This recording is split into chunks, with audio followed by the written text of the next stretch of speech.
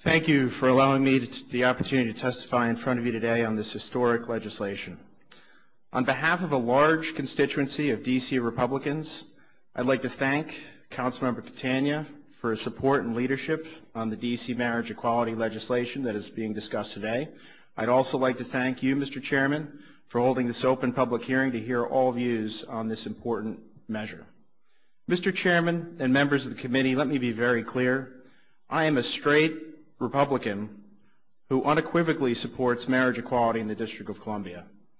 As a former D.C. Council candidate who knocked on over 20,000 doors in all 8 wards, I know firsthand how important this long overdue legislation is to district residents.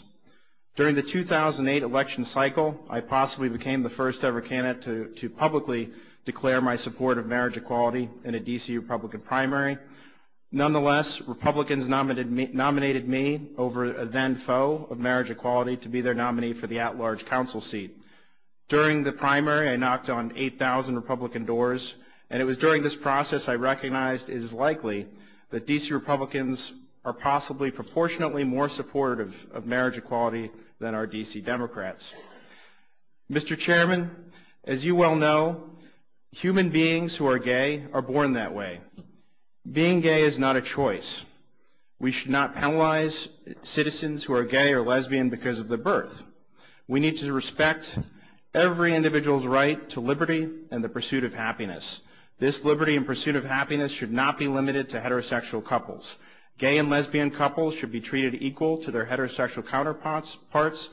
It is common sense and the right thing to do to support this historic legislation.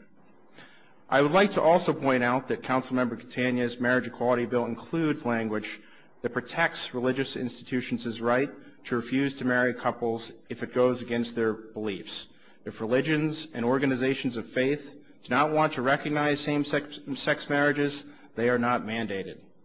While D.C. Republicans and D.C. Democrats can sometimes disagree on how to handle crime, education reform, how to efficiently and effectively spend the district's finances, I'm here today to let the district's gay, lesbian, bisexual, and transgender communities know that there are many here in D.C. who are Republican who support marriage equality for all D.C.'s residents.